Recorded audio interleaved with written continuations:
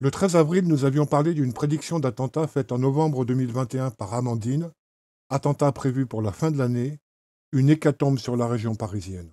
Nous sommes le mercredi 17 novembre 2021 et l'émission de ce soir est titrée Un attentat sur Paris se précise.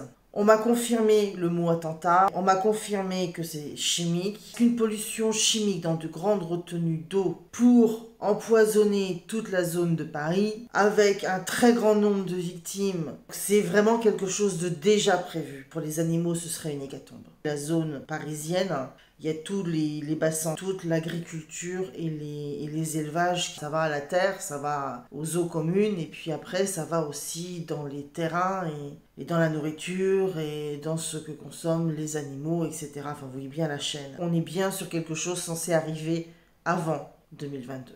Mais pourquoi revenir sur ce sujet? Eh bien parce qu'il n'y avait pas un attentat, mais deux attentats prévus, dont un double, pour foutre en l'air les élections présidentielles. Vous me direz à juste raison que nous commençons à avoir l'habitude des fausses prédictions de Amandine. Mais attendez la fin pour savoir pourquoi elle a fait ces prédictions. Vous aurez du mal à vous en remettre. Ce à quoi je ne m'attendais pas quand j'ai préparé l'émission de ce soir, c'est qu'on me rajoute un deuxième risque attentat. Le principal risque pour celui-là, c'est sous 2 mois, parce qu'il vise aussi les fêtes de fin d'année. Mais le but premier, c'est de foutre en l'air la campagne électorale et les présidentielles. Donc, toujours Paris intramuros. Là, par contre, c'est de la grosse explosion. On est bien sur voilà, du gros dégât bien visible matériel. Et il s'agit de faire sauter un pont. Et là aussi, j'ai été étonnée parce qu'on m'a montré 2 ponts. Donc, décidément, ils sont gourmands. Et pas n'importe quel pont. On m'a bien dit le mot mirifique. On m'a montré le pont Alexandre III qui est très identifiable. Donc, celui-là, j'ai réussi à le reconnaître.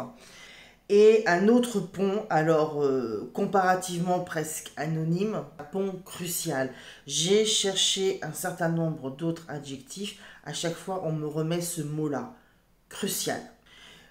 Le risque de pollution chimique de l'eau, c'est sous 1 mois. Le deuxième, c'est sous 2 mois, mais avec un pic autour de Noël et un pic de risque autour du mois de mai, puisque le but est de foutre en l'air la partie campagne électorale qui en fait a déjà commencé, c'est pour ça qu'ils y pensent maintenant, mais qui en gros fera un maximum de bruit autour du mois de mai. Pas besoin d'expliquer encore que rien de tout ça ne s'est passé. Passons à la suite. Voilà ce que je pouvais vous en dire ce soir, promesse tenue. Amandine finit par promesse tenue. Que signifient ces mots promesse tenue? La veille, Amandine a eu une cliente qui était dans un état émotionnel très fort. Elle parle de peur panique, d'incapacité à gérer ses émotions. Cette personne est prête à quitter Paris sur le champ, même si les conséquences pour elle peuvent être graves. La décision d'Amandine face à cette personne, la calmer? Non. La raisonner? Non. Comme cette peur panique lui rappelle un événement qu'elle a déjà prédit et dont elle ne se souvient pas, elle lui a promis de faire une émission sur le sujet. Mettez-vous maintenant à la place de la personne qui est venue faire une consultation. Cette personne va donc apprendre que la grande région parisienne va être empoisonnée et qu'il va y avoir une hécatombe. Il va y avoir des ponts qui vont sauter à Paris et que les élections présidentielles vont en être empêchées. Si elle est vraiment dans l'état dont Amandine parle, comment va-t-elle s'en remettre? Tout ça pour encore des fausses prédictions et une consultation à 90 € minimum. Alors, que je vous explique. On commence par la contextualisation.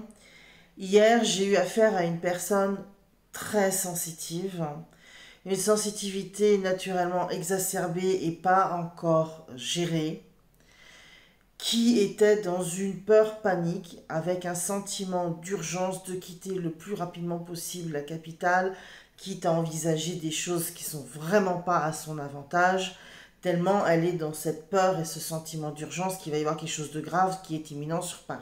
Pendant qu'elle était en train de m'expliquer sa peur panique, hein, parce qu'à ce niveau-là de peur, c'est pas juste de la peur, on m'a confirmé le mot attentat. Comment dire? On m'a confirmé que c'est chimique et que c'est en rapport avec l'eau. Bah, elle était vraiment dans une peur panique, donc je lui ai promis de consacrer l'émission de ce soir à ce sujet pour qu'on puisse enchaîner.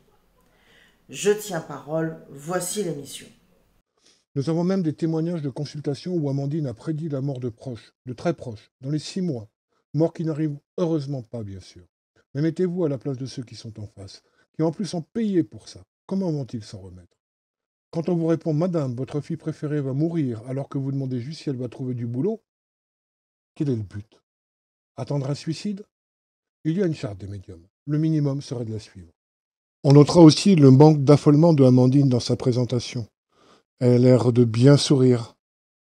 Est-ce que c'est encore une invention de sa part? On en a l'habitude maintenant. Vous mettez tout ça